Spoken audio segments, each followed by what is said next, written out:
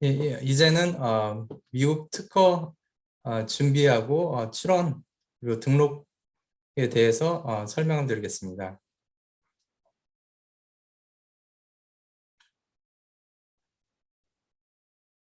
어, 특허 설명드리기 전에 저에 대해서 잠깐 소개를 드리겠습니다. 저희는 미국 노스캐롤라이나 주에 있는 듀크 유니버시티에서 학사를 했고요. 거기서 전자공학하고 바이오메디컬 엔지니어링 이중 전공을 했고 화학 부전공을 했습니다. 그리고 그 이후에 운전해서 2시간 정도 떨어진 유니버시티 오브 버지니아에서 석사를 했고요. 그때는 석사 논문은 이미지하고 시그널 프로세싱에 관한 거였습니다. 그러니 전자공학하고 더 가까운 쪽이지요. 그 다음에는 밀라노바 유니버시티 러스쿨에서 러 디그리 JD를 획득을 했고요. 러스쿨에 있을 때는 디어드라 베일리 장학생이었고 스포츠 앤 엔터테인먼트 러 저널에서 편집자 활동을 했습니다. 그리고 저는 14년 이상의 지적재산법 경험이 있고요.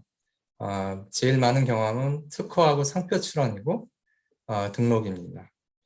그리고 소송 보조하고 침해 의견, 라이센싱 경험도 있고요. 이 14년 이상 동안 약 9년 동안은 대형 로펌에서 근무를 했었습니다. 그리고 저는 Korean American IP Bar Association의 멤버입니다. 특허에 대해서 소개를 드리겠습니다.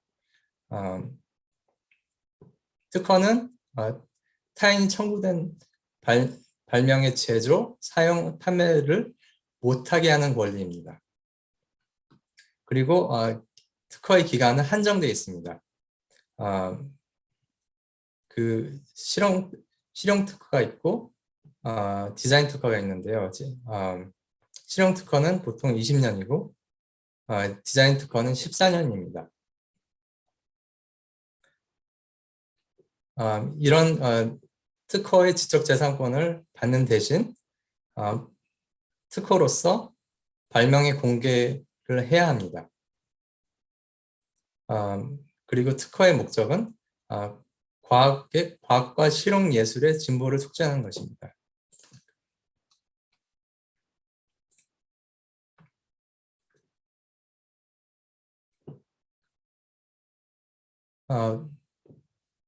스타트업 회사들이 제일 많이 쓰는 특허 종류가 2가지인데요. 물론 실용 특허하고 디자인 특허가 있고 그 식물 특허도 있지만 식물 특허는 보통 스타트업에서 다루지 않는 특허이기 때문에 설명을 생략하겠습니다. 그래서 실용 특허는 어떤 것이냐면 새롭고 유용하며 자명하지 않은 method, machine, article of manufacture, composition of matter 이런 종류의 발명이나 아니면 이런 종류를 향상하는 그런 사항에 대해서 발명을 보호합니다. 그리고 디자인 특허는 어떤 제품의 장식적인 디자인을 보호합니다. 특허의 사용에 대해서 잠깐 설명을 드리겠습니다. 우선 특허 침해란 어떤 것이냐면 경쟁자의 제품이 제가 가지고 있는 회사의 특허에 청구한 한 개 이상의 내용과 일치를 하면 그때 특허 침해가 일어납니다. 보통 침해는 침해 제품의 제작, 사용, 판매, 그리고 판매의 청약, 수입, 적극적인 침해 유도까지 포함합니다. 특허는 방어적으로도 사용할 수 있고 공세적으로도 사용할 수 있습니다. 예를 들어서 경쟁자가 내가 가지고 있는 회사 제품과 유사한 제품을 제조하는 것을 방지하기 위해서 특허를 가지고 있으면 좋습니다. 특히 큰 회사들은 이런 기술 연구하고 특허 활동을 활발히 하니 스타트업 회사들이 특허를 이렇게 내서 이런 일이 없기를 방지를 하는 게 좋습니다. 그리고 또 특허 침해 소송의 위험을 감소시킵니다. 예를 들어서 제가 가지고 있는 회사가 특허가 여러 개 있으면 아무래도 다른 회사가 자기 특허를 침해를 했다고 함부로 소송을 걸 수는 없습니다. 특허를 어떻게 공세적으로 사용을 하실 수 있냐면요. 경쟁자 아니면 그 비경쟁자에게 이 특허에 대한 주장을 할 수가 있고요. 예를 들어서 특허 침해를 했다고 그 수를 해가지고 뭐 세를 하거나 아니면 이기면 금액을 많이 받을 수가 있습니다. 그리고 또 경쟁자에게 라이센스를 요구를 할 수 있습니다. 그리고 다른 특허의 이점은 무엇이냐면 특허를 받으신 다음에 그 특허에 대한 권리를 다른 회사나 다른 사람에게 판매를 하실 수가 있습니다. 아니면 그것을 양도를 하시거나 그렇게 해서 이득을 받으실 수가 있고요. 아니면 그 라이센스를 다른 쪽에 해서 그 라이센싱 이득을 받으실 수가 있고요. 또 특허가 많으면 사업에 도움이 될 수 있습니다. 예를 들어서 스타트업 같은 경우에는 투자자에게는 특허가 많으면 많을수록 좋아 보이고요. 그리고 나중에 이 사업을 판매를 한다고 그러시면 그 사업을 사려고 하는 그런 회사에 특허가 많아 보이면 그만큼 그 사업의 가치가 올라갑니다. 그리고 그 특허가 많이 있으면 아무래도 다른 사람이 내 기술을 카피를 안 하겠다 이러는 마음의 평화가 있을 수가 있습니다.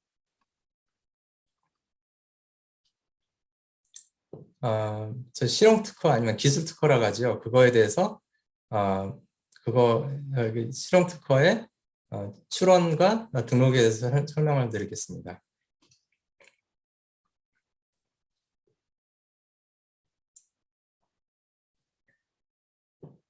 실용 특허의 준비는 다음과 같은 프로세스를 따르시면 됩니다. 그러니까 처음에는 특허를 받을 아이디어를 식별을 하시는 게 좋은데요.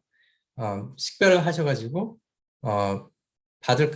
특허를 받을 가치가 없거나 아니면 특허를 받을 수가 없다고 결정되면 특허를 안 하시는 게 특허 출원을 안 하시는 게 좋습니다. 그리고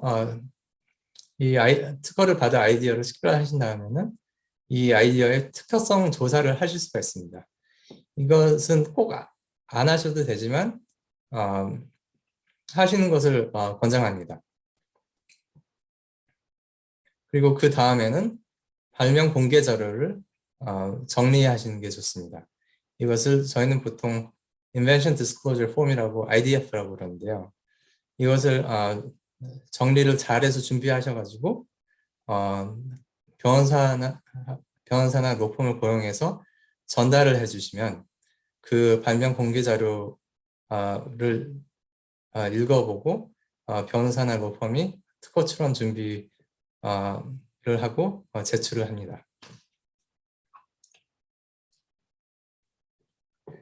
특허를 받을 아이디어를 식별을 한 거에 대해서 설명드리겠습니다. 특허 보호를 받을 수 있는 아이디어는 새롭고 신규성이 있는 그런 아이디어야 하고요. 그게 어떤 것이냐면 타인이 알지 못하거나 아직 사용하지 않거나 특허를 받지 않았거나 인쇄물에 기술되지 않거나 아니면 그 특허 출원일보다 1년 이상 이전에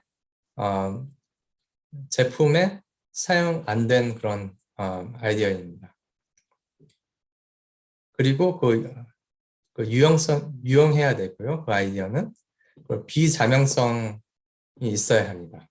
이게 무슨 뜻이냐면 본 발명과 선행 기술 차이가 보면 그 기술 분야에 있는 지식을 가진 자가 자명하지 않을 정도라는 건데요. 그게 더 풀어서 말씀드리자면 본 발명하고 선행 기술하고 비교를 했을 때 그 선행 기술에서 너무 쉽게 이렇게 발명할 수 있는 당연한 발명이 아니라는 것을 확인해야 합니다. 그 특허 보호를 받을 수 있는 아이디어가 있고 특허 보호를 받을 수 없는 아이디어 종류가 있습니다. 특허 보호를 받을 수 있는 아이디어 종류는 기기, 구조, 기계, 기계나 그 전자기구, 핸드폰 그런 쪽이지요.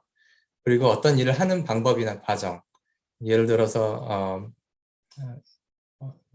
어떤 과정을 통해 가지고 뭘 만들거나 아니면 어떤 일을 하는 그런 과정이니 소프트웨어에도 많이 씁니다. 이런 과정.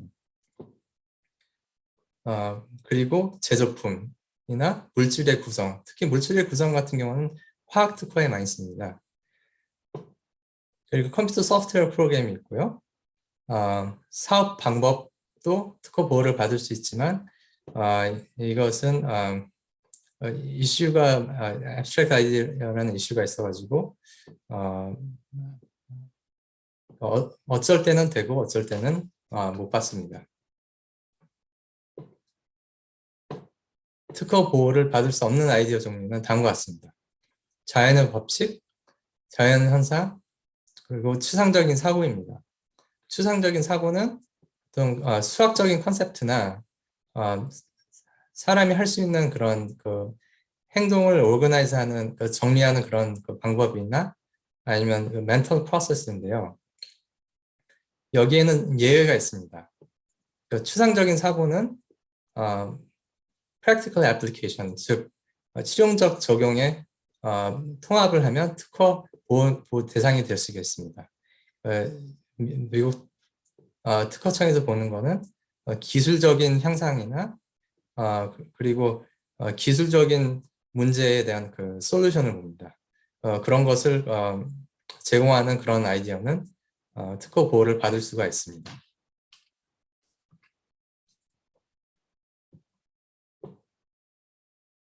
특허성 조사에 대해서 설명드리겠습니다. 출원 전에는 특허성 조사를 하는 게 좋습니다. USPTO 미국 특허청에서 데이터베이스가 있어서 거기서 특허성 조사를 하실 수도 있고요. 구글 패턴츠도 많이 사용이 되는 그런 서치 엔진입니다. 그러니까 이런 데서 그 아이디어를 요약을 해가지고 서치를 해보시면 그 서치 term하고 많이 매치가 되는 특허가 여러 가지가 나오는데요. 그것을 보시고 그 아이디어가 얼마나 특허성이 있나 보실 수가 있습니다. 직접 해보실 수도 있고요. 아니면 변호사를 사용해서 특허성 의견을 받으실 수가 있는데요. 이 특허성 의견을 받는 것은 비용이 좀 들기 때문에 중요한 중요한 그 아이디어이면 하시는 게 좋을 것 같지만 안 그렇다면 제가 특히 권해드릴 수는 없을 것 같습니다. 특허성 조사의 이점은 무엇이냐면요. 특허 출원서를 선행 기술을 고려해서 작성할 수 있습니다. 이게 무슨 뜻이냐면 특허성 조사를 했는데 어떤 선행 기술을 아주 비슷한 선행 기술을 발견을 하면요. 이 특허 출원서를 이 선행 기술하고 많이 다르게 작성을 해서 그 아이디어가 이 선행 기술에 비하면 아주 다르고 아주 이노베이티브한 그런 아이디어라고 이런 식으로 특허 출원서를 작성을 할 수가 있습니다. 아니면 그 유사한 특허가 낸 아이디어하고 아주 유사한 경우에는 출원을 안 하는 게 나을 때도 있을 수가 있습니다. 만약에 거의 같은 기술이면 기술이고 발명이면 특허청에서 거절이 나와가지고 극복을 못하면 그 획득을 못하니까 그냥 출원을 안 하시고 신청비를 절감하시고 그 시간 낭비를 안 하시는 게 좋을 때가 있습니다.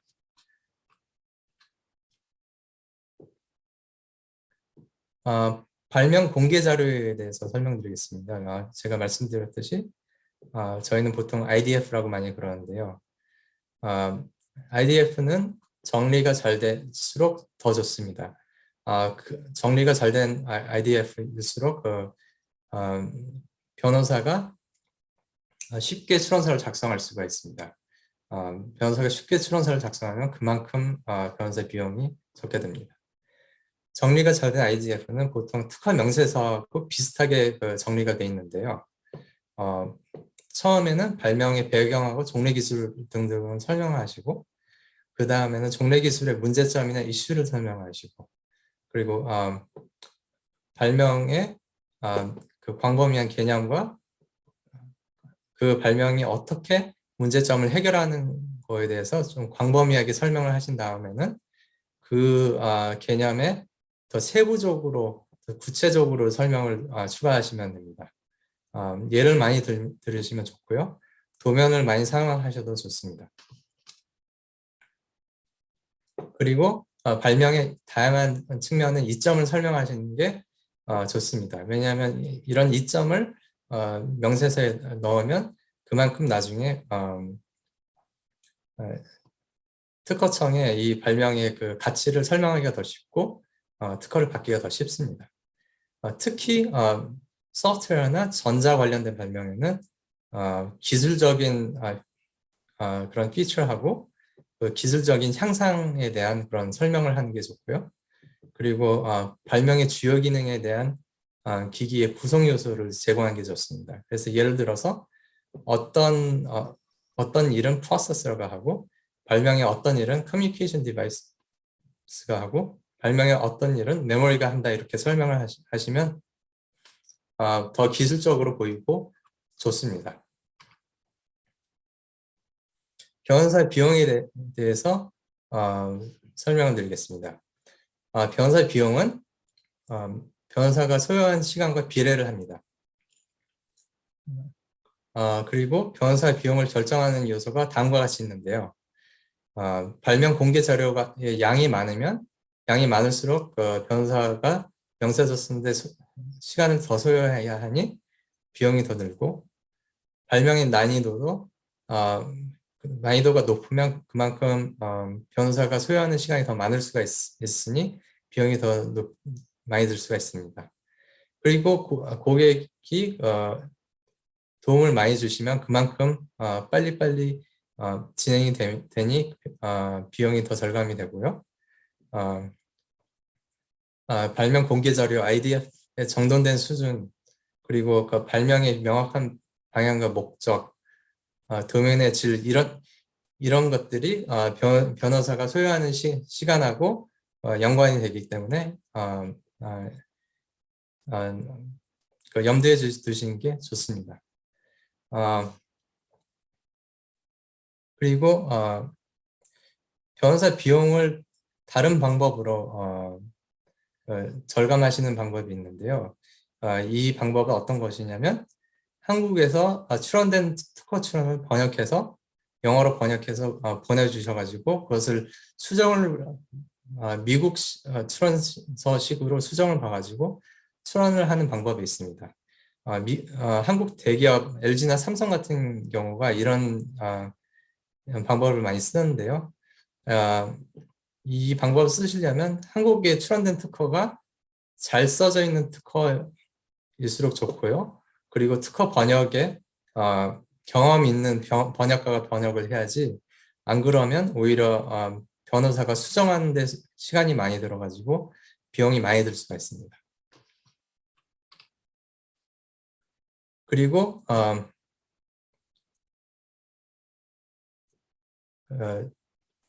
특허 변호사를 선택을 하실 때는요, 신중하게 선택을 하셔야 합니다. 잘못 선택을 하셨다가는 안 좋은 명세서하고 출원서를 제출을 해가지고 안 좋은 특허를 얻으실 수가 있습니다.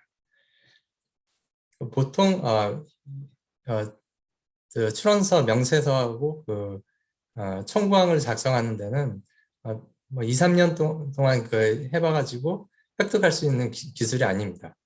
그러니 저는 보통 5년 이상 경험이 있는, 아니면 이상적으로 8년 이상에서 좋은 로펌에서 이런 특허 출원 경험이 있는 변호사를 선택하시는 것이 좋다고 합니다.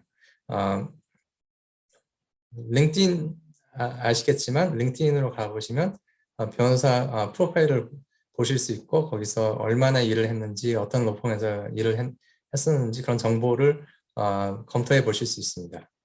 그리고 많은 변호사들이 아무 발명이나 다 다룰 수 있다고 하는데요.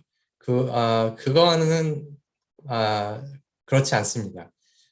발명과 연관되는 배경하고 전공을 가진 변호사를 고용하는 게 좋습니다. 예를 들어서 생물 전공의 변호사는 전자나 기계 발명 특허는 안 다루는 게 좋고요.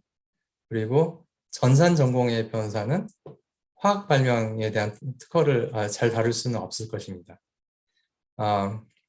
그러나 약간 분야가 틀리더라도 연관성이 많으면 다룰 수 있을 수도 있습니다. 예를 들어서 전자공학이나 기계공학 변호사가 좀 간단한 소프트웨어 특허는 다룰 수도 있을 수도 있습니다. 왜냐하면 전자공학하고 기계공학에서도 소프트웨어를 꽤 많이 쓰니까요.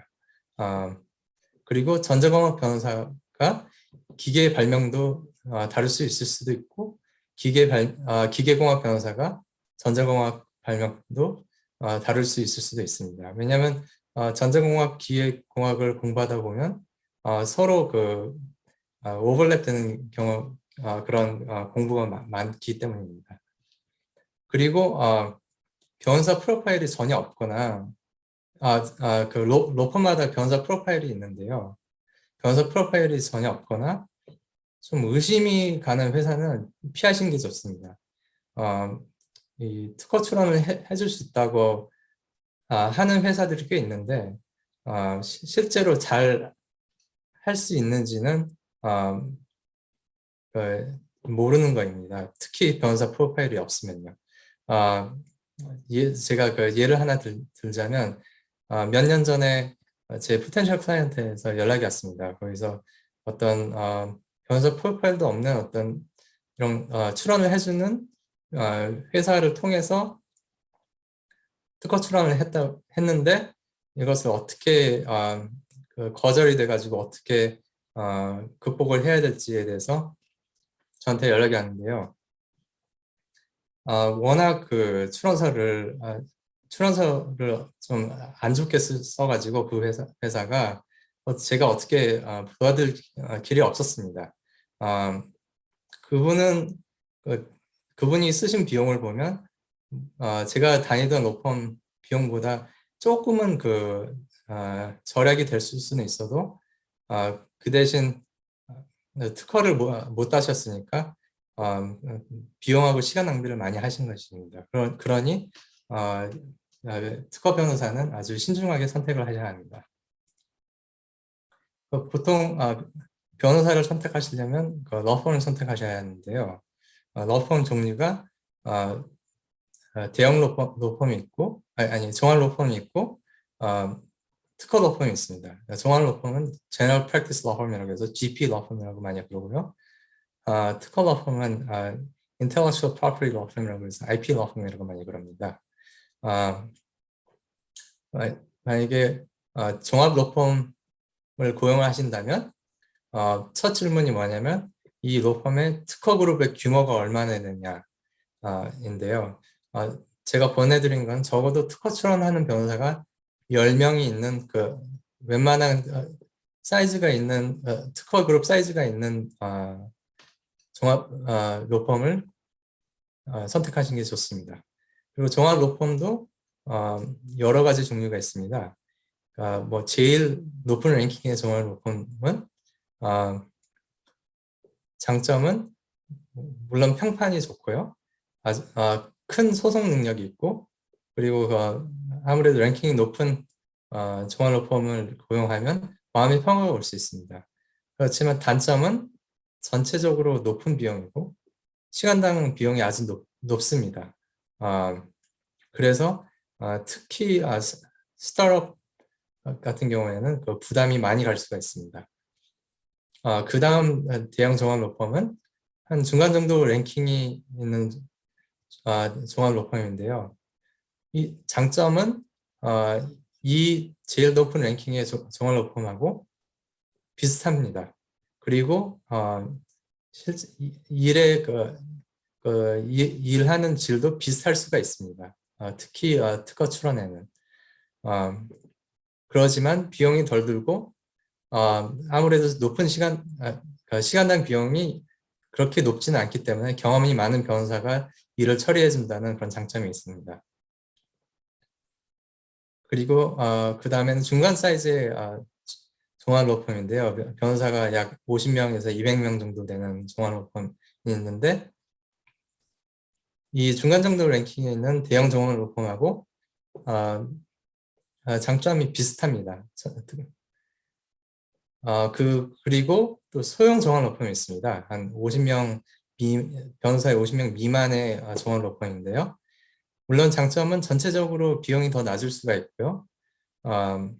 낮은 시간당 비용이 일 수가 있는데 단점은 평판이 특별히 레퓨테이션이 그렇게 있지 않을 수가 있고 이 중에서는 좋은 로펌도 있지만 안 그런 로펌도 있을 수가 있습니다. 그러니 물론 어떤 큰 회사들은 그 회사 내에서 특허를 관리하는 특허 변호사 인하우스 카운슬이 있으니까 그분들은 좋은 로펌이 뭔지 안 그런 로펌이 뭔지 식별을 할 수 있으니까 소형 로펌을 사용하시는 그런 대기업도 봤습니다. 그렇지만 스타트업은 그렇게 좋은 로펌이 뭔지 아니면 안 그런 로펌이 뭔지 식별 능력이 부족하기 때문에 저는 안전하게 이 중간 정도 랭킹에 있는 대형 종합 로펌이나 아니면 한 중간 사이즈의 종합 로펌을 권하고 특허 그룹의 규모가 적어도 10명 있는 그런 로펌을 권합니다. 그리고 특허 로펌에 대해서는 이 IP 로펌이 어떤 로펌이냐면 특허나 상표나 그런 지적재산 일만 하는 로펌인데요. 아주 큰 대형 IP 로펌은 200명이 넘는 특허 변호사가 있는 그런 로펌이 있습니다. 이 장점은 평판하고 큰 소송 능력하고 마음의 평화인데요. 그 단점은 그 랭킹이 아주 높은 종합 로펌처럼 전체적으로 높은 비용이고 높은 시간당 비용이며 스타트업에는 아주 부담이 될 수가 있습니다. 그리고 이것보다는 작지만 한 70명에서 200명 정도의 특허 변호사가 있는 대형 IP 로펌이 있는데요. 이 장점은 이 아주 큰 대형 IP 로펌하고 비슷하지만 비용이 덜 들고 시간당 비용이 더 낮기 때문에 경험이 많은 변호사가 처리를 해줍니다. 그 중간 사이즈 IP 로펌도 여기는 좀 더 작지만 이 정도 대형의 IP 로펌하고 성격이 비슷하고요. 그리고 한 5명에서 20명 정도 있는 특허 변호사가 있는 소규모의 IP 로펌도 성격이 비슷할 수가 있습니다. 그렇지만 아주 작은 소규모의 IP 로펌은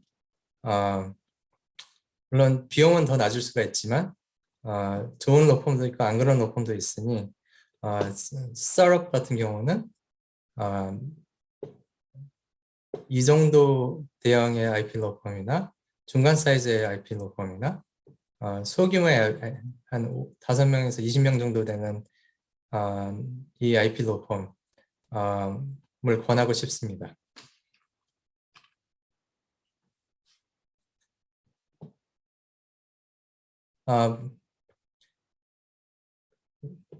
특허 출원서는 보통 두 종류가 있습니다.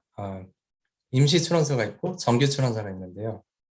임시 출원서는 정해진 형식이 없고 출원비가 아주 저렴합니다. 그러니까 보통 어떨 때 쓰이냐면 출원일을 빨리 확정을 하기 위해서 쓰여집니다. 그래서 예를 들어서 한 3일 후에 이 발명을 회사 밖에 어떤 프레젠테이션에서 설명을 해야 되는 그런 일이 있으면요. 이 임시 출원서를 얼른 작성해가지고 얼른 출원을 하시면 그 출원일은 받을 수 있습니다. 그러지만 임시 출원만으로는 특허 획득이 불가능합니다. 어떻게 해야 되냐면 임시 출원을 한 그 날짜 1년 내에 정규 출원을 하셔야 합니다. 그래서 그 정규 출원서로 특허를 획득하셔야 합니다. 그 정규 출원서의 정규 출원의 우선일은 그 임시 출원의 출원 날짜가 됩니다. 그리고 그 다음에 정규 출원서가 있는데요. 정규 출원서는 정해진 형식을 따라야 하고 정규 출원으로 특허를 획득할 수 있습니다. 물론 임시 출원서는 안 내고 정규 출원서만 내 가지고 특허를 획득할 수도 있습니다. 정규 출원서는 다음에 리퀘어먼트가 있는데요. 이런 형식에는 어떤 형식이 있냐면 명세서가 있어야 되고 그 명세서에는 청구항, 클레임이 한 개 이상 있어야 합니다. 그리고 도면은 꼭 있어야 되지는 않지만 보통 발명에는 많으면 많을수록 좋습니다. 그리고 또 출원을 하려면 발명자 선언서를 사인을 하셔가지고 출원인이 자신이 최초의 발명자로 믿는다는 그런 진술을 해야 되고요. 특허청 출원 비용을 내야 되는데 보통 중소기업이면 50% 할인이 됩니다.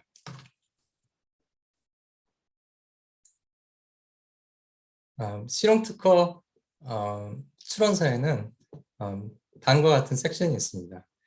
Title, Background of Invention, Summary of the Invention, Brief Description of the Drawings, Detailed Description of the Invention. 그래서 전체적으로 이것은 이 발명의 백그라운드하고 발명을 설명하는 거고요. 이 클레임은 청구항이고 abstract는 간단하게 설명하는 거고 그리고 예, 물론 도안을 포함하는 게 좋습니다. 그리고 이 명세서에는 이런 requirement가 있습니다. 그 기술 분야의 지식을 가진 자가 명세서를 읽고 발명을 만들거나 쓸 수 있게 설명을 해야 하고요. 그러니 아주 그냥 이해하기 힘들게 이렇게 설명을 하시면 안 됩니다.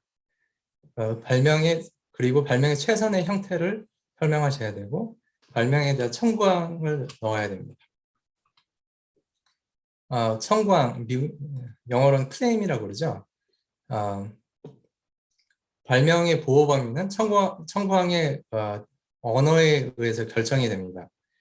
그러니 청구항이 특허의 가치를 결정합니다. 청구항을 작성을 할 때는 침해를 방지할 수 있을 만큼 광범위하게 작성을 하되 선행기술과 구별이 될 수 있을 정도로 범위를 조절을 해야 됩니다. 그리고 또 너무 광범위하게 하면 나중에 특허가 나오더라도 그 특허가 무효가 될 수가 있습니다. 그러니 발명의 목적을 생각해서 청구항을 작성하시는 게 좋습니다. 이 청구항의 구조에 대해서 간단히 설명을 드리겠습니다. 청구항은 인디펜던트 클레임이 있고 디펜던트 클레임이 있는데요. 인디펜던트 클레임이 뭐냐면 전체적인 개념, 이 발명의 개념을 묘사를 하는 거고요. 제일 광범위한 개념 묘사를 여기다 하고, 그 다음에 dependent claim은 이 independent claim의 범위를 더 좁히고 더 이런저런 디테일을 더 넣을 수 있습니다. 그래서 이 예를 제가 하나 만들었는데요. 이게 뭐냐면 애완동물 장난감인데 막대기가 있고 공이 있고 이렇게 실이 이렇게 있어가지고 이렇게 붙여져 있는 그런 장난감입니다. 지금 1항이 independent claim입니다. 이 animal toy 이게 preamble이라고 그러고 comprising 이것을 transition word라고 그러고요. 이게 body인데요. bar is standing longitudinally 해가지고 이렇게 길게 뻗어 있는 bar가 있고 줄이 있고 그리고 볼이 이렇게 다 붙여져 있다고 이렇게 이 independent claim에서는 묘사를 합니다. 그리고 2번은 dependent claim이죠. 그러니까 independent claim에 depend를 해가지고 이 줄이 나일론으로 만들어졌다 이렇게 해서 좀 더 범위를 더 좁히는 역할을 하고 있습니다. 특허 추론서의 예를 보여드리겠습니다. 이것은 제가 몇 년 전에 준비한 추론서고요. 이미 공개된 추론서입니다. 이거는 어떤 거였냐면 리드하고 라이더를 사용해가지고 사람하고 물건을 얼른 감지를 해가지고 autonomous driving 에 도움이 되는 그런 발명이었습니다. 커버 페이지는 보통 이렇게 되고요. 그리고 이러한 도안을 여러 개 넣어가지고 발명을 설명하게 하기 쉽게 이렇게 할 수가 있습니다. 이것은 보시다시피 여기 타이틀이 있고 여기 백그라운드에서 이렇게 백그라운드 설명을 하면 되고요. 그리고 그 발명의 서머리 요약을 이렇게 하실 수가 있고 그리고 그 간단한 도안의 설명을 이렇게 한 다음에는 그 디테일 디스크립션 그 발명을 아주 자세하게 설명을 해서 몇 장 동안 계속 설명을 한 다음에 맨 끝에는 청구항이 있습니다. 이 청구항 예를 보여드리자면요. 이 청구항은 메소드 클레임이라고 해서 어떻게 하는 방식을 묘사하는 그런 청구항이었죠. 그래서 performing, generating, determining, 그리고 performing 이런 식으로 쌓여집니다. 그래서 이것은 independent claim이고 이 2항은 dependent claim입니다. 그래서 1항의 범위를 더 좁혀주는 역할을 하고 있죠. 이것은 이 메소드 클레임과 연관되어 있는 디바이스 클레임입니다. 그래서 기기에 관한 클레임이라서 기계에 어떤 부분이 있는지 묘사를 하고 있죠. 그래서 메모리가 있고 프로세서가 있는데 이 프로세서가 이런 일을 할 수 있는 프로세서라고 이렇게 묘사를 하고 있습니다. 전체적인 타임라인을 설명하자면요. 처음에 한 1일부터 5일 동안은 발명 공개 자료를 로펌에 제공을 하고 질문 답변을 하고 인게이지먼트 를 서명하시고 로펌 비용의 일부를 결제를 하셔야 될 수도 있습니다. 그리고 그 다음에는 발명 공개 자료에 대한 미팅을 변호사하고 하고 그러면 변호사가 청구항을 작성해서 발명가에게 보내드립니다. 그래서 같이 청구항을 토론을 해서 작성을 완료를 할 수 있습니다. 그 이후에는 그 청구항 기반으로 명세서를 작성한 다음에 그 명세서하고 추론서를 다 작성을 한 다음에는 발명가의 피드백을 받고 추론 승인을 받으면 이제 특허 출원을 하게 됩니다. 특허청에서는 출원 심사가 아주 느립니다. 그래서 보통 1-2년 출원 후 1-2년이 걸리는데 그 후에 아무 문제가 없으면 노리스 오브 얼라운스가 나와서 곧 등록으로 나가지만 보통 대부분 경우는 거절이 돼가지고 오피스 액션이 나옵니다. 오피스 액션이 나오면 3개월 내에 답변을 해야 됩니다. 아니면 연장을 하셔서 6개월 내에 답변을 하셔도 됩니다. 오피스 액션에서 거절이 나오면 어떻게 답변하는지 간단히 설명드리겠습니다. 거절이 되면 청구항을 수정을 하거나 아니면 그 수정 없이 그냥 거절에 대해 논의해서 설득을 할 수가 있습니다. 예를 들어서 어떤 선행 기술이 있는데 그 선행 기술 기반으로 오피스 액션에서 거절이 나왔으면 이 청구항을 수정을 해가지고 이 수정된 청구항이 그 선행 기술하고 다르다고 이렇게 논의를 해서 설득을 하거나 아니면 수정도 안 하고 그냥 논의해서 설득을 하실 수가 있습니다. 이것은 그 청구항 수정하는 거에 대한 예인데요. 처음 출원된 청구항은 이것뿐이었는데 나중에 그 선행 기술이 그 오피스 액션의 거절에 나와가지고 여기를 더해가지고 그 선행 기술하고 다르다고 이렇게 주장을 해가지고 답변을 한 경우가 있습니다. 이 기술 특허 출원은 다음과 같은 프로세스가 있는데요. 일단 출원을 하신 다음에 보통 first office action이 나와서 거절이 되고요. 그 다음에 답변을 하시면 물론 이 답변을 하셔가지고 잘 되면 바로 특허 등록 허가가 나올 수가 있지만 많은 경우에는 또 거절이 나옵니다. 왜냐하면 그 특허 심사관이 다른 선행 기술을 찾을 수가 있으니까요. 그러면 또 여기서 답변을 해야 되는데 물론 이때도 답변을 해서 이 거절이 극복이 되면 이게 그 등록으로 이루어질 수 있지만 또 거절이 되면 advisory action이라는 게 나옵니다. 그러면 그때 옵션이 2개가 있는데요. 한 옵션은 request for continued examination을 제출을 해가지고 계속 진행을 시킬 수가 있습니다. 그러면 또 office action이 나옵니다.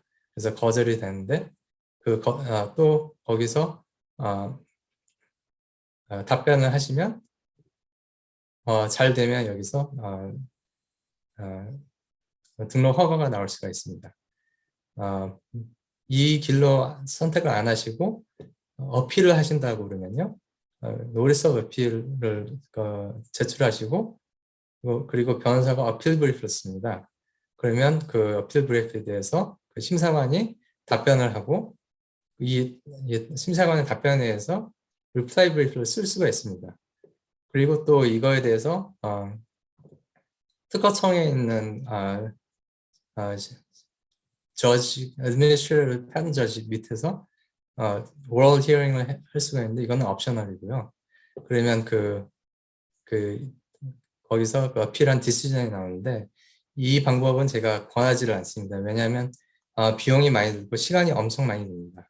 보통은 이 방법으로 가는 것이 좋습니다. 그리고 다음에는 디자인 특허에 대해서 설명을 드리겠습니다. 디자인 특허는 그 물품의 겉모양하고 구성하고 장식 그런 거에 대해서 보호를 줄 수가 있고요. 그 특허를 받으려면 새로워야 되고 비자명성이 있어야 되고 그리고 장식용 그런 특징이 있어야 됩니다. 기능으로는 디자인 특허가 안 나오고 그 기능으로 특허를 받으시려면 실용 특허로 하셔야 합니다. 디자인 특허는 출원하는데 리퀘어먼트가 조금 틀립니다. 물론 명세서를 제출하셔야 하는데 청구항은 딱 한 개만 있어야 되고요. 그리고 도안은 꼭 포함을 해야 되고 아주 중요한 부분입니다. 그리고 또 선언서를 제출해야 되고 특허청 출원비를 내야 되고 됩니다. 그리고 그 디자인 특허 출원서는 타이틀이 있고 description of the drawings가 있고 detailed description이 있을 때가 있고 없을 때가 있습니다. 그리고 클레임은 하나입니다. 그러니 기술 특허보다는 훨씬 더 간단합니다. 이게 디자인 특허의 예입니다. 이게 백브레스트인데요. 클레임은 보통 그 디자인 특허 클레임은 간단한 묘사에 이 도안을 보라고 이렇게 나와 있습니다. 그리고 이게 명세서에는 여기 청구항이 클레임이 있고요. 간단하게 도안의 묘사가 있고 나머지 설명은 없습니다. 나머지 설명은 이제 그림으로 설명을 하는 거라고 생각하시면 되죠. 이렇게 간단히 그 도안 설명만 하고요. 그리고 도안은 여러 각도에서 찍은 그런 도안을 여러 각도에서 이렇게 준비한 그런 도안을 제출하는 게 좋습니다.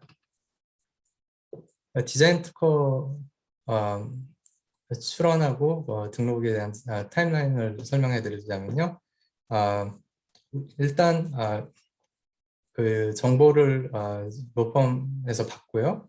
질문 답변을 하고 엔게이지먼트 레터를 설명하고 리테이너를 결제를 할 수도 있습니다. 그리고 그 다음에는 여기 명세서 작성을 하고 도안 작성을 한 다음에 고객 피드백을 받고 그 다음에 특허 출원을 합니다. 디자인 특허는 그 실용 특허만큼 오래는 안 걸리지만 그래도 한 1년 정도 심사하는 데 걸립니다. 그래서 문제가 없으면 등록 허가가 나와서 등록으로 이어지고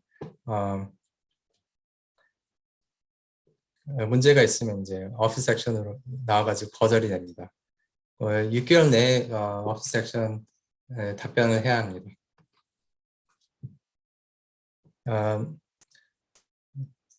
제가 설명드린 점을 요약을 드리자면요. 자료와 정보의 정리가 아주 중요합니다. 그러니까 발명 공개 자료, IDF를 잘 정리해서 변호사에게 전하면 시간과 비용이 절약됩니다. 그리고 또 변호사에게 공개할 자료는 알고 계시는 산업기술의 공개 설명, 발명에 대한 자세한 설명, 그리고 도안입니다. 그리고 또 모든 것을 기록하고 아무것도 숨기시면 안 됩니다. 아주 모든 것을 좀 정직하게 진행을 하셔야 합니다. 그리고 또 모델이나 프로토타입 그런 것을 제공하면 아무래도 더 이해하기가 더 쉽습니다. 그리고 출원 전에는 타인, 즉 회사 밖의 사람들한테는 발명 폼에 대해서 절대로 언급하시면 안 됩니다. 안 그러면 나중에 그 특허를 못 받으실 수가 있습니다. 그리고 조사를 하셔가지고 좋은 특허 변호사를 고용하시는 게 좋고요. 고품질 특허는 시간과 비용이 들지만 이것은 아주 중요한 투자인이라는 점을 알려드리고 싶습니다.